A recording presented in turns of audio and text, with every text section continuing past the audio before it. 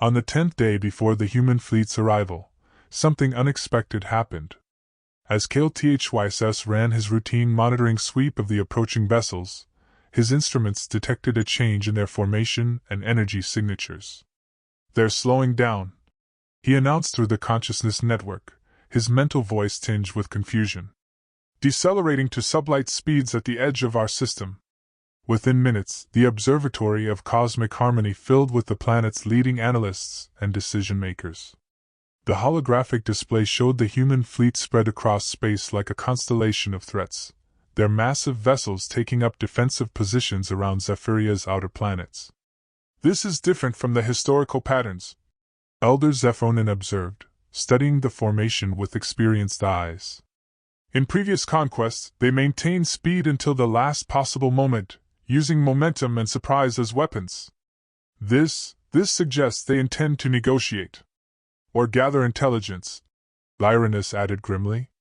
"Perhaps they scan each world thoroughly before deciding on the best approach for conquest." Even as they spoke, the monitoring systems detected new activity from the human ships. Powerful scanning beams swept across the system, probing each planet, each moon, each orbital installation with sophisticated sensors. The beams lingered longest on Zephyrya itself, mapping its surface, analyzing its atmosphere, cataloging its energy signatures. "They're being very thorough," HFY reported, his hands dancing across the control interfaces. "Deep penetration scans, spectral analysis, communication frequency monitoring. They're building a complete intelligence profile of our system." "Good," said Counselor Tambarian with grim satisfaction. "Let them look. They'll see exactly what we want them to see." The deception was holding. From the outside, Zephyrya appeared to be a heavily militarized world, its cities bristling with what seemed to be defensive weaponry, its population organized into what appeared to be a sophisticated military hierarchy. The scanning beams detected energy signatures consistent with advanced weapons systems, communication patterns that suggested strategic coordination, and population distributions that looked like military deployments. But the intensity and duration of the scans suggested something more than routine reconnaissance. The humans were being cautious, even careful. This wasn't the behavior of overwhelming predators confident in their superior firepower. "They're afraid of something," Lyranus realized suddenly. "Look at their formation. They're maintaining maximum safe distance, keeping their most valuable ships protected behind screening formations. This isn't how you approach a helpless target." Elder Zephronin nodded slowly. "Our deception may be more effective than we hoped. They're treating us as a legitimate threat." As if summoned by their speculation, the communication systems suddenly erupted with activity. A powerful transmission was being directed at Zephyrya from the human flagship, broadcasting on multiple frequencies and in several different formats. "They're trying to establish contact," HFY announced, his voice tight with anticipation and fear. The message, when it came, was unlike anything the Zephyrians had expected. Instead of demands for surrender or threats of destruction, it was polite. "Greetings to the inhabitants of the world you designate as Zephyrya." The transmission began in heavily accented but grammatically correct Galactic standard.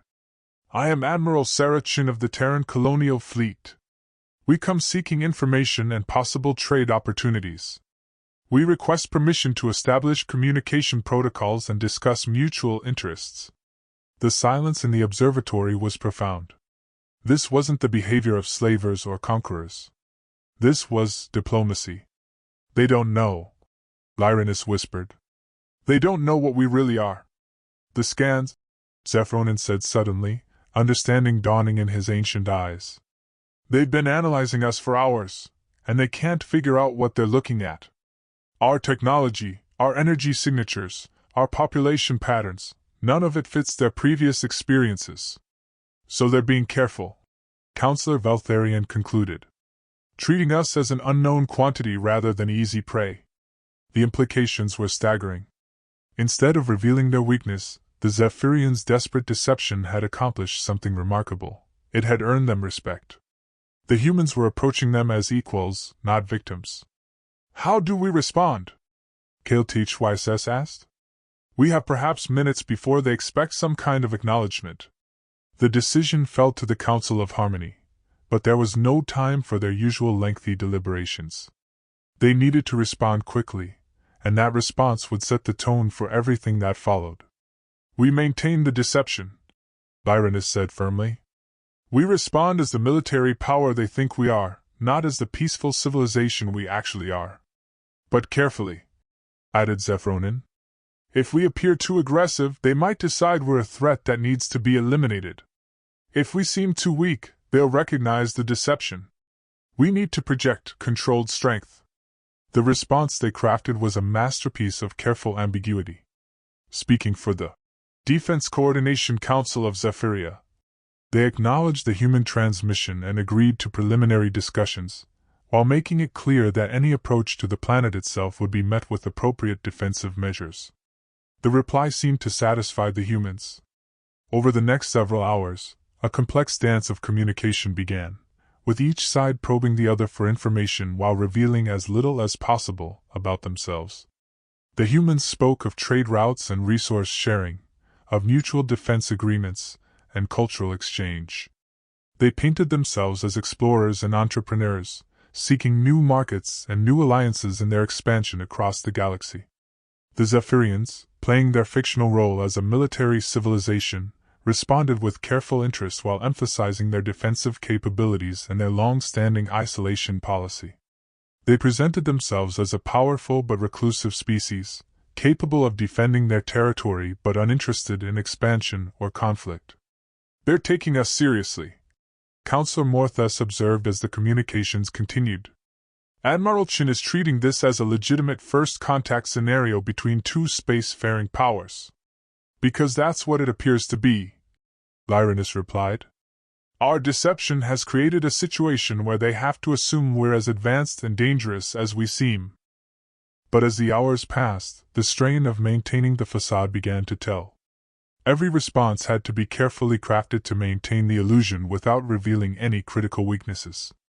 Every communication had to be filtered through the consciousness network to ensure consistency across the entire planet. They're asking about our technology, HFY reported. Specifically, they want to know about our planetary coordination systems and our bio-integrated defense networks. What do we tell them? Councillor Lythandra asked. We can't exactly explain that our coordination systems are just shared consciousness and our defense networks are actually artistic light displays. We tell them it's classified, Zephyronin suggested. Military secrets, too sensitive for preliminary discussions. It will reinforce the impression that we're a serious military power while avoiding specific details we can't fabricate. The strategy worked, but it also escalated the situation. The humans' respect for Zephyrian military capabilities grew with each evasive answer, and their own communications became more formal, more careful. Admiral Chen's next transmission carried a subtle but unmistakable shift in tone. We appreciate your caution regarding sensitive technologies, she said. In the interest of building mutual trust, we propose a formal diplomatic exchange. We would be honored to receive a small delegation of your representatives aboard our flagship for face-to-face discussions. The request sent shock waves through the consciousness network. Face-to-face contact meant that the deception would have to be maintained at the most personal level possible. A small group of Zephyrians would have to board a human warship and convince its crew that they were military officers from a warrior species. It's too dangerous, Councillor Tambarian protested. If they discover the truth while our people are aboard their ship, then those people become hostages, Zephyronin finished grimly. And we lose any advantage the deception has given us. But if we refuse, Lyranus pointed out, they'll become suspicious. Legitimate military powers don't usually decline diplomatic opportunities. They might interpret refusal as either weakness or hostile intent. The debate raged through the consciousness network for precious minutes as the humans waited for a response. Finally, a consensus emerged based on a simple, terrible logic. They had already committed to the deception so completely that backing down now would mean certain exposure. We accept their invitation, the council decided. But we choose our delegation very carefully, Individuals who can maintain the role even under close scrutiny. The selection process was agonizing. They needed Zephyrians who could convincingly portray military officers, who could suppress their natural empathy and peaceful instincts even while surrounded by actual warriors. They needed people who could lie fluently in person, not just through distant communications. In the end, they chose 3 volunteers: Lyranus herself, whose artistic background gave her the improvisational skills needed for the role; Commander Harmonious Vextarian, whose work coordinating planetary systems could be reframed as military logistics; and cultural specialist Rethvalen, whose studies of ancient history gave him familiarity with military concepts and terminology. Each volunteer underwent intensive preparation, learning to walk, talk, and think like the soldiers they would pretend to be. They practiced suppressing their bioluminescence, controlling their empathic responses, and maintaining the rigid posture that their fictional roles required. Remember, Zephyronin instructed during their final briefing, you're not trying to fool them about what we are. You're trying to maintain the impression of what we appear to be. Let them draw their own conclusions, and reinforce whatever assumptions serve our purposes. As the small Zephyrian shuttle prepared to depart for the human flagship, the weight of the entire deception rested on the shoulders of 3 individuals who had never lied to anyone in their lives. They were about to enter the den of the galaxy's apex predators and convince them that they, too, were wolves. The consciousness network carried the hopes and fears of 12 million souls as the shuttle lifted off, heading toward a rendezvous that would determine the fate of their world. The Terran flagship Indomitable was a monument to human military engineering: 3 kilometers of reinforced hull plating, weapon emplacements, and technological systems designed for one purpose: the projection of overwhelming force. As the Zephyrian shuttle approached its docking bay, Lyranus felt her carefully maintained composure waver at the sheer scale of the vessel. It's larger than our capital city, Vextarian observed through their private communication link, his mental voice tight with barely controlled anxiety. And it's just one of 47 ships, Rethvalen added. How did we ever think we could resist them through deception alone? Because deception is working, Lyranus replied firmly, drawing on reserves of strength she hadn't known she possessed. They're treating us as equals, not targets. That means our lives have value to them, as long as we maintain the illusion. The docking bay was a cavern of metal and machinery, filled with human personnel who moved with the efficient precision of a well-trained military unit. As the Zephyrian delegation disembarked, they found themselves surrounded by beings who radiated barely contained aggression. The humans were shorter than Zephyrians but broader, their faces weathered by what appeared to be natural hardship, their eyes holding the alertness of perpetual predators. "Welcome aboard the Indomitable," said a tall human woman wearing the insignia of a commander. "I'm Commander Lisa Rodriguez, Admiral Chen's aide. If you'll follow me, the Admiral is waiting in the diplomatic conference room." The escort through the ship was both fascinating and terrifying. Every corridor they passed was lined with weapon systems, monitoring devices, and personnel who watched the Zephyrian delegation with curious but cautious eyes. The ship itself seemed to pulse with barely contained energy, its systems humming with power that could devastate worlds. "Impressive vessel," Lyranus commented, playing her role as a military officer while simultaneously gathering intelligence. "Your fleet represents a significant commitment of resources. The colonial fleet takes exploration seriously," Commander Rodriguez replied diplomatically. "We've learned that the galaxy can be unpredictable. It pays to be prepared." The word choice was telling. Exploration rather than conquest, prepared rather than aggressive. The humans were presenting themselves as cautious explorers rather than military conquerors, though the evidence of their true nature surrounded them on all sides.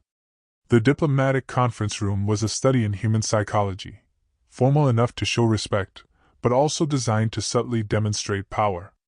The walls displayed star charts showing the extent of human space, while holographic displays showed impressive fleet statistics and technological capabilities. Admiral Sarah Chin was exactly what Lyranus had expected and yet completely different. She was older than her subordinates, her graying hair and lined face speaking of decades of command experience. But her eyes held intelligence rather than mere cunning, and her greeting carried genuine diplomatic courtesy. "I'm honored to meet representatives of Zephyria," she said as the delegation entered. "Your world has quite a reputation in the databases we've managed to acquire." The statement sent alarms through the Zephyrians' private communication link. "Reputation? What databases?" "Oh," Lyranus replied carefully, settling into the offered chair with the rigid posture she'd practiced. "We've maintained isolation for some time. I'm curious what information you've encountered." Admiral Chen activated a holographic display that showed star charts of the local galactic region. Several systems were marked with various symbols and notations, some green, some yellow, some red. "We purchase intelligence from the consortium trading networks," she explained. "Most worlds in this sector are marked as either resource extraction opportunities, potential colonies, or strategic positions. But Zephyria," she highlighted their system with a gesture, "is marked as approach with extreme caution." "That's interesting," Bexterian said, his voice carefully modulated to suggest satisfaction rather than surprise. "The consortium has always been astute in their assessments." "Indeed. According to their records, Zephyria is inhabited by a species that achieved planetary unity through military conquest, then turned their attention to developing weapons technologies so advanced that they essentially withdrew from galactic civilization as a form of self-imposed quarantine."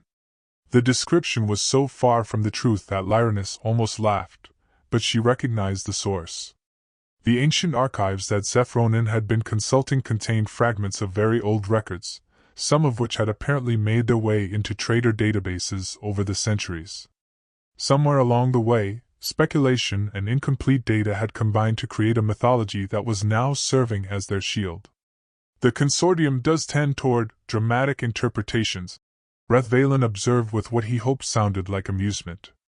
"Though I suppose our ancestors did make quite an impression during their expansionist phase." "Expansionist phase?" Admiral Chen asked, leaning forward slightly. Lyranus felt the conversation entering dangerous territory. They were being asked to elaborate on fictional history, to provide details that didn't exist. "Ancient history," she said dismissively. "Before we achieved philosophical maturity, and chose isolation over aggression. Your databases probably contain records from the old trading routes, when we were less selective about contact." The Admiral nodded thoughtfully. "The records do suggest that contact with Zephyria was discontinued several centuries ago. The notation indicates economic unfeasibility due to defensive posture. We found that isolation served our research interests better," Bexterian explained, drawing on his genuine experience with planetary coordination. "Fewer distractions, more focused development." "Research into what, if you don't mind me asking?" The question hung in the air like a trap. What could a supposedly militaristic species be researching that would justify centuries of isolation? "Theoretical applications," Lyranus replied vaguely. "Our ancestors left us certain capabilities that require careful study before implementation." It was brilliant in its ambiguity. The statement could mean anything from weapons development to scientific research, and the Admiral's expression suggested she was interpreting it in the most threatening possible way. "I see. And these capabilities are why you've maintained such extensive planetary defenses?" "Among other reasons, yes." Admiral Chen made a note on her personal device, and Lyranus felt a chill of concern. Were they being too successful in their deception? If the humans became truly convinced that Zephyria represented a military threat, they might decide that diplomacy was insufficient. "Our intelligence suggests that your planetary defense network is quite sophisticated," the Admiral continued. "Bio-integrated systems, consciousness-coordinated responses, energy manipulation on a planetary scale. It's impressive technology.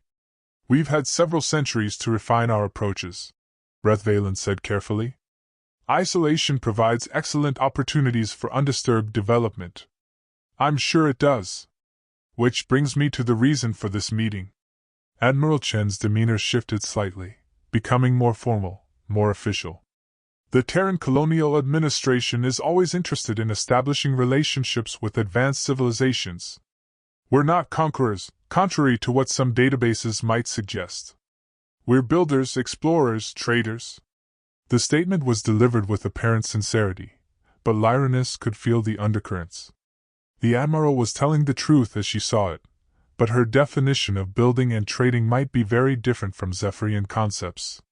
What exactly are you proposing? Lyranus asked. A limited trade agreement to start.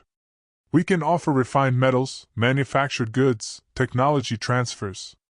In exchange, we're interested in certain biological samples, cultural artifacts, perhaps limited access to your research data. The request was reasonable on the surface, but Lyranus recognized the pattern from the historical archives. It always started with limited agreements and cultural exchange. The true exploitation came later, once the humans had established a foothold and learned enough about their targets to identify vulnerabilities. We would need to consult with our Coordination Council, Vextarian replied diplomatically. Such agreements require extensive analysis and approval. Of course. We're not looking for immediate decisions. But I hope you'll consider the benefits of renewed contact with the wider galaxy. Isolation has its advantages, but it also has costs. The subtle threat was expertly delivered, so politely that it could be interpreted as simple observation, but carrying the implication that isolation might become difficult to maintain. We appreciate the offer, Lyranus said, and will certainly give it the consideration it deserves. As the formal meeting concluded, Admiral Chen made one final comment that sent ice through the Zephyrian delegation's veins. I should mention that our xenobiologists are particularly interested in your species' unique physiology. The consciousness-linking capabilities, the bioluminescent responses, the apparent longevity, these are traits that could benefit other species as well. We'd be very interested in studying the genetic basis for such advantageous adaptations. The true purpose was finally revealed. The humans weren't interested in Zephyria as a military ally or trading partner. They were interested in the Zephyrians themselves, as biological specimens to be studied, sampled, and ultimately exploited. Genetic research requires extensive bioethical protocols, Rethvalen replied carefully. Such studies would need to be approached with considerable caution. Naturally.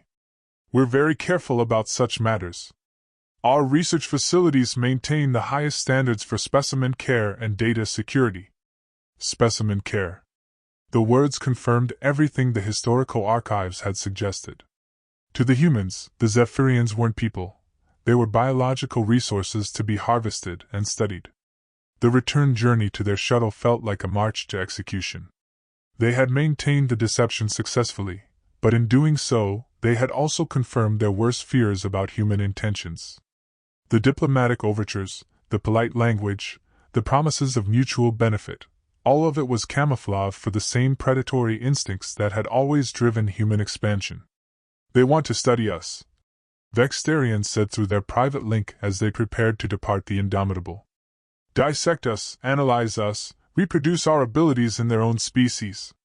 And they're being polite about it because they think we're dangerous enough to resist, Lyranus added. The moment they discover we're helpless, the diplomacy will end. As their shuttle lifted away from the massive human warship, the weight of their situation pressed down on them like the crushing depths of an ocean. They had bought time with their deception, but they had also learned the true scope of the threat they faced. The humans didn't just want to enslave them. They wanted to steal the very essence of what made them Zephyrian, to harvest their genetic heritage and use it for their own purposes. It was a form of violation so profound that their language had no words for it. Behind them, the human fleet waited with the patience of apex predators, their sensors continuously scanning Zephyria for any sign of weakness or opportunity.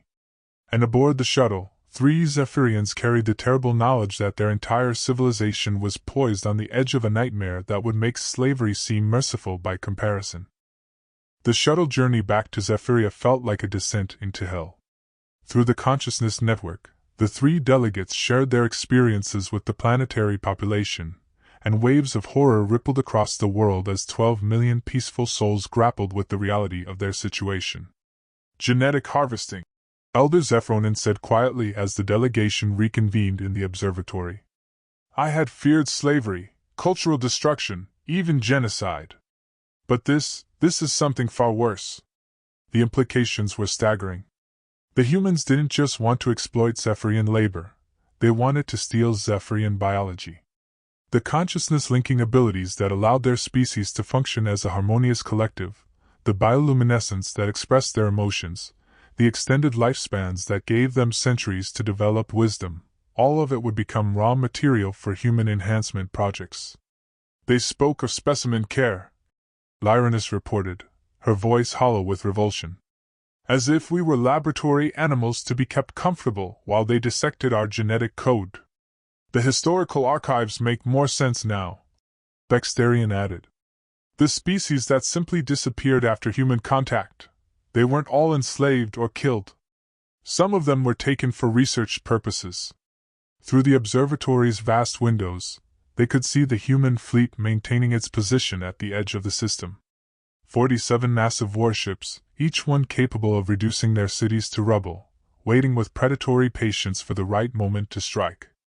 How long before they become suspicious of our delays? Counselor Tamberian asked through the consciousness network. Not long, Lyranus admitted. Admiral Chen is intelligent and experienced. She'll expect a response to their trade proposals within a reasonable time frame. If we stall too long, they'll start to wonder why a supposedly powerful military civilization is so reluctant to negotiate. And if we agree to their proposals? Counselor Morthes inquired. Then they'll want to establish a permanent presence. Research stations, diplomatic facilities, genetic sampling programs. Once they have a foothold on our world, the deception becomes impossible to maintain. The trap was closing around them with inexorable logic. They couldn't refuse the human overtures without arousing suspicion, but they couldn't accept them without exposing themselves to the very fate they were trying to avoid. We need more time, Elder Zephyronin declared. Time to develop real defenses, real capabilities, real alternatives to surrender. With what? Counselor Lythandra asked desperately. We're artists and scholars, not weapons engineers. Our technology is designed to create and preserve, not destroy. Then perhaps it's time to change that. The voice belonged to cultural specialist Rethvalen, who had been silent since returning from the human ship. His experience aboard the Indomitable had affected him profoundly, and something in his tone made everyone pay attention. What are you suggesting? Lyranus asked. We've been thinking about this wrong. Rethvalen continued, his thoughts flowing through the consciousness network with unusual intensity. We keep talking about weapons and military capabilities as if they're completely foreign to us. But we have technologies that could be weaponized, we've just never thought of them that way. Such as? Our consciousness network. Our biotechnology. Our energy manipulation systems. The humans think these are military technologies already. What if we actually made them into what they appear to be? The idea sent ripples of shock through the collective consciousness. Weaponizing their own technology went against everything Zephyrian civilization stood for, but faced with genetic harvesting and species extinction, even their peaceful nature had limits. The consciousness network, Elder Zephyronin mused thoughtfully. We use it to share emotions and coordinate activities. But consciousness is just organized electromagnetic activity. Those same principles could theoretically be used to disrupt other electromagnetic systems. Our biotechnology creates living buildings and symbiotic ecosystems, added Tech Harmonious Velketh. The same principles could create biological weapons, aggressive organisms designed to attack rather than nurture. And our energy manipulation systems, concluded Master Artist Nethvaren with profound sadness, could produce destructive harmonics instead of beautiful ones. The conversation was moving into territory that no Zephyrian had ever contemplated. They were discussing the deliberate corruption of their greatest achievements, the transformation of their tools of creation into instruments of destruction. It would take time, Bexterian warned. Months, perhaps years to develop actual weapons from our existing technology. Time we don't have. But we don't need actual weapons, Lyranus realized suddenly. We just need to maintain the illusion that we have them. The humans are already convinced we're dangerous. We just need to give them evidence that supports their assumptions. A desperate plan began to take shape. Instead of actually weaponizing their technology, they would create elaborate demonstrations that appeared to show devastating capabilities. The consciousness network could be used to coordinate massive displays of apparent military might. Their energy systems could create frightening light shows that simulated weapons testing. Their biotechnology could produce disturbing organisms that seemed designed for warfare. We create a theater of war, Ruthveland summarized. Elaborate productions designed to convince the humans that attacking us would be catastrophically expensive. And hope they never call our bluff, added Counselor Valtharian grimly. The plan was audacious and desperate, requiring the coordination of their entire planetary population in an extended performance of military capability. But it offered something precious: hope. Over the next 48 hours, Zephyria transformed yet again. The false military installations that had been hastily constructed for distant observation now became stages for elaborate deceptions. Energy weapons that existed only as light displays were tested in full view of human sensors. Biological laboratories began producing creatures that appeared to be designed for combat but were actually harmless. The consciousness network carried streams of fake military communications designed to suggest massive defensive preparations. The most ambitious part of the deception involved what they called the demonstration. Using their most advanced energy manipulation systems, they created a massive coordinated display that appeared to show the testing of a planetary defense weapon. Pillars of light erupted from multiple points across Zephyria's surface, converging in space to create brilliant flashes that registered on human sensors as devastating energy discharges. The effect on the human fleet was immediate and dramatic. The ships pulled back to an even safer distance, their defensive systems powering up in response to what appeared to be a demonstration of overwhelming firepower.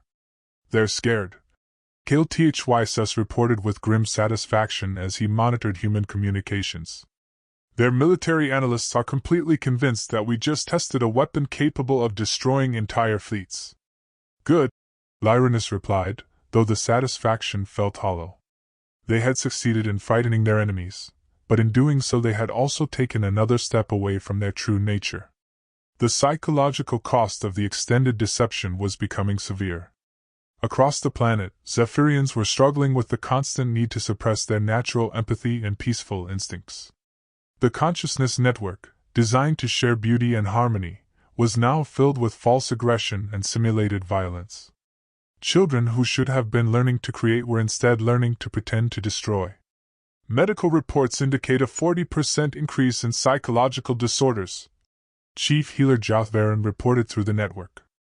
Anxiety, depression, dissociative episodes, even cases of what we're calling empathy syndrome, individuals who can no longer access their emotional connections with others. "How long can we maintain this?" Counselor Lythandra asked. "Not just the deception, but our sanity? Our identity as a species?" "As long as we have to," Elder Zephyronin replied, but his mental voice carried the weight of centuries. "The alternative is extinction." But even as they spoke, new complications were developing.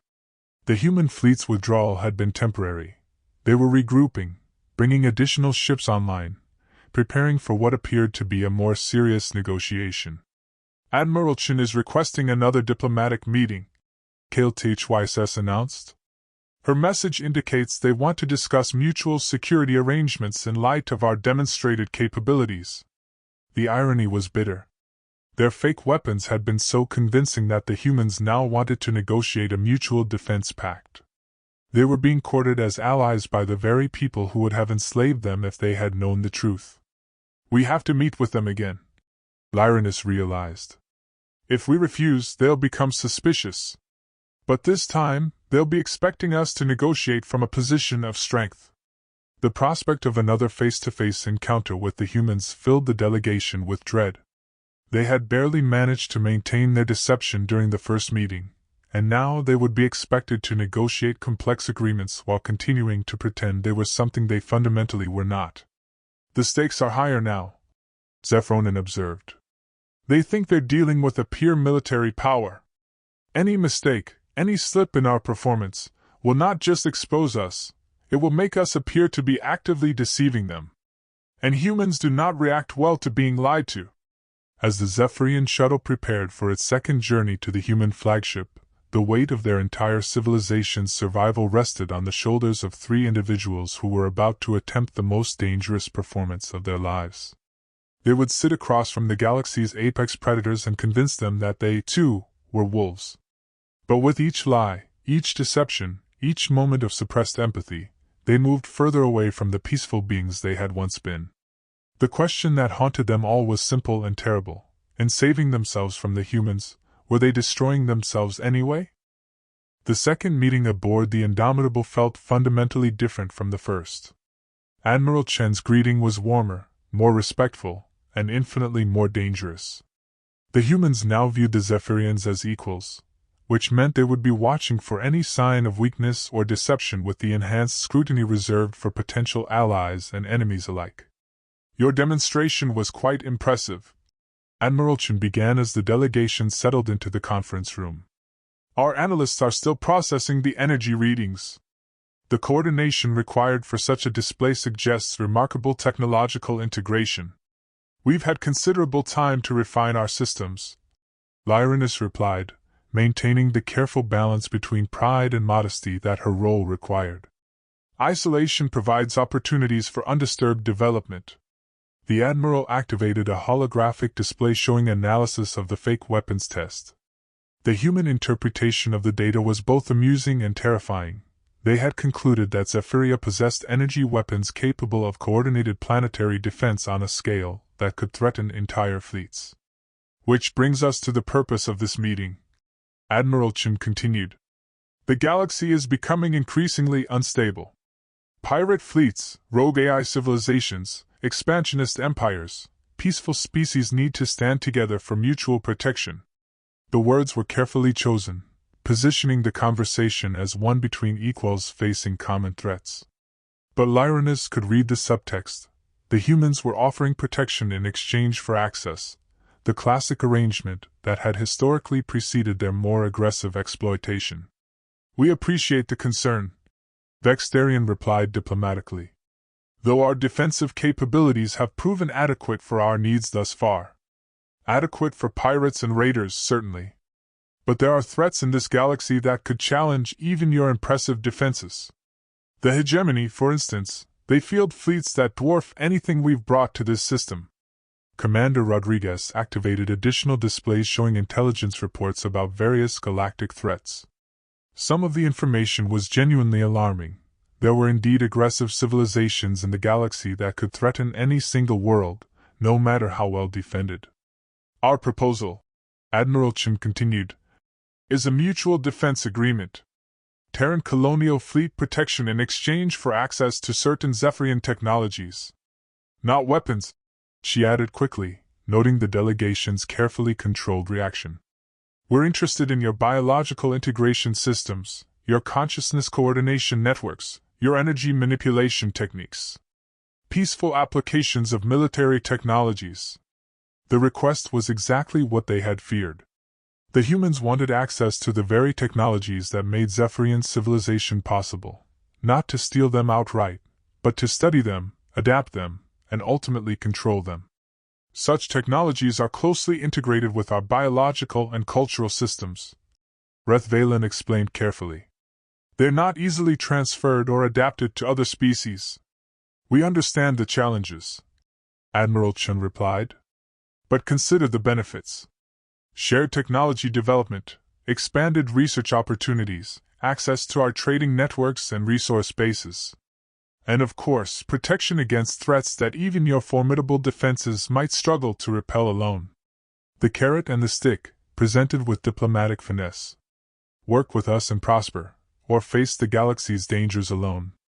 What specific arrangements are you proposing? Lyranus asked, though she dreaded the answer. A modest research station in your outer system, staffed jointly by Terran and Zephyrian personnel.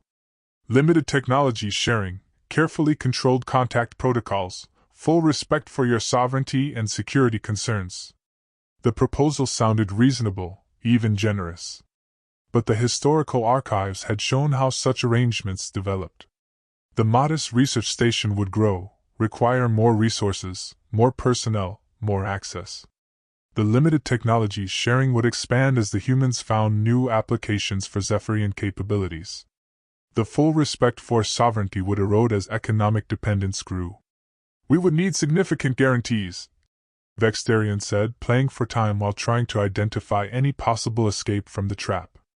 Strict limitations on research scope, absolute respect for our territorial boundaries, withdrawal clauses if the arrangement proves unsatisfactory. All reasonable requests. Admiral Chen agreed readily. We want partners, not subjects. Our expansion has been most successful when based on mutual benefit rather than coercion. The words rang hollow given what the delegation knew about human history, but they were delivered with apparent sincerity. Admiral Chen might genuinely believe in her diplomatic approach, but the ultimate goals remained the same: access, exploitation, and control. There is one other matter, the Admiral continued, her tone shifting slightly. Our xenobiological teams have identified some unusual readings from your population centers. Nothing threatening, she added quickly, but our medical personnel are concerned about potential biological incompatibilities that could affect our joint research efforts. The statement sent ice through the delegation's veins. The humans had detected something in their scans, possibly the biological markers that distinguished Zephyrians from the warrior species they were pretending to be. Incompatibilities? Lyranus asked carefully. Metabolic differences, neural activity patterns, genetic markers that don't quite match our databases. Our medical teams want to ensure that any collaborative efforts account for species-specific requirements. Our evolution has been specialized, Rethvalen replied, drawing on his knowledge of ancient history. Centuries of isolation and focused development have produced certain unique adaptations. Of course. Which is why we'd like to propose a limited medical exchange as part of our agreement. Purely precautionary, baseline health assessments, biological compatibility studies, nothing invasive or concerning. The trap was complete. The humans wanted access to Zephyrian biology under the guise of medical precautions. Once they had biological samples, genetic analyses, and detailed physiological studies, the truth about Zephyrian nature would become impossible to hide. Medical exchanges require extensive protocols and safeguards, Vextarian said desperately. Our biological systems are delicately balanced, sensitive to contamination and interference. Naturally, our medical teams maintain the highest standards for cross-species research. We've successfully established health protocols with dozens of allied species. Allied species? Lyranus noted. You mentioned earlier that such arrangements were based on mutual benefit. What happened to species that chose not to ally with the Terran colonial administration? The question hung in the air like a challenge. Admiral Chen's expression didn't change, but something shifted in her posture, a subtle hardening that reminded the delegation exactly what they were dealing with. The galaxy is a dangerous place, she said finally. Species that choose isolation often find themselves vulnerable to threats they can't handle alone. Pirates, slavers, aggressive empires, they tend to target worlds without strong defensive alliances. The threat was delicately phrased but unmistakable. Ally with us, or face dangers that we might not feel obligated to help you with. We appreciate the warning, Lyranus replied with forced calm. And will certainly give your proposals the consideration they deserve. I hope you will. The opportunities for mutual benefit are substantial, but windows of opportunity have a way of closing. Political situations change, strategic priorities shift, resources get allocated to other projects. Another subtle threat wrapped in diplomatic language. Accept our offer now, while we're still being polite about it. As the meeting concluded, Admiral Chen made one final comment that crystallized the true nature of their situation. I should mention that our fleet will be remaining in the system for the foreseeable future.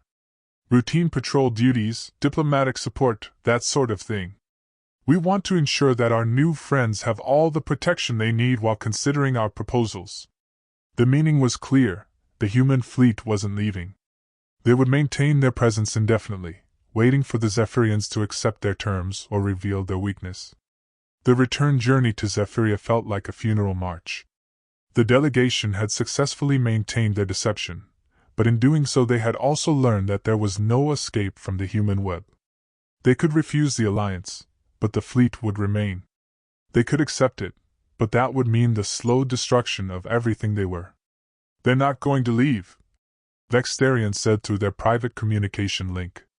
"And eventually, they're going to discover the truth about us." "How long do we have?" Lyranus asked. "Not long. Admiral Chen is intelligent and suspicious. She'll keep pushing for more access, more contact, more opportunities to study us. Sooner or later, someone will make a mistake, or their medical scans will reveal something we can't explain away. Then we need to prepare for the inevitable," Rethvalen concluded grimly. "When the deception fails, we need to be ready for what comes next." As their shuttle approached Zephyria, the planet's surface gleamed with the false light of simulated military installations. From orbit, it looked like a fortress world, bristling with defensive capabilities and inhabited by a warrior species. The irony was profound. They had become so effective at pretending to be dangerous that they had trapped themselves in a cage of their own making. Behind them, the human fleet waited with the patience of apex predators who had found promising prey. And ahead of them, 12 million peaceful souls prepared to learn that sometimes survival required becoming something you despised. The masquerade was entering its final act, and everyone involved understood that when the curtain fell, it would reveal either salvation or annihilation. There would be no third option.